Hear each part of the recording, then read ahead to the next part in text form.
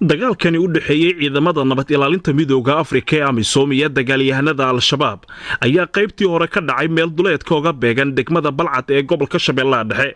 dagaalka oo socday saacado kooban ayaa waxaa ciidanka AMISOM qasab ku noqotay inay dib ugu laabtaan dhanka degmada Balcad oo ay markii hore ka soo ambabaxeen.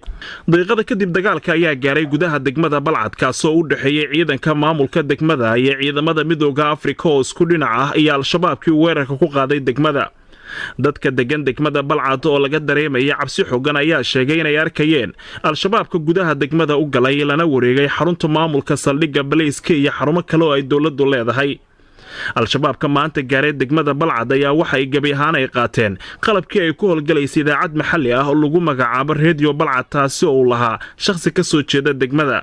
intii dagaalku ka socday gudaha degmada Balcad ayaa waxaa hakad galay isku socodka gaadiidka dadweynaha isaga kala gooshay gobolada Banaadir iyo Shabeellaha Dhexe.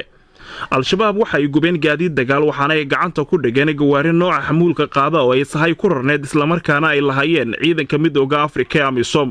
qaybta saddexaad ee dagaalka ayaa waxa uu ka dhacay dhabarka dambe ee warshada dharka degmada Balcad halkaas oo ay fariisan ku leeyihiin ciidanka midowga Afrika ee AMISOM. maamulka degmada Balcad oo aan isku daynay xiriiraad aan la sameynay waa ay ka gaabsadeen ka jawaabista taleefanada balse gudoomiye ku-xigeenka amniga maamulka gobolka Shabeellaha Dhexe Nuur Maxamed Absuge oo aan la hadlay waxa uu sheegay inay ku howlan yihiin helidda xogta buuxda ee xaaladda dagaalka khasaaraha ka dhashay waliba macluumaad kale. abbaara labadii duhurnimo xilliga geeska Afrika ayaa Al-Shabaab waxay isaga baxeen degmada Balcad kadib markii maamulka degmadaasi uu helay gurmud ciidan oo ka kala yimid magaalooyinka Muqdisho iyo Jowhar.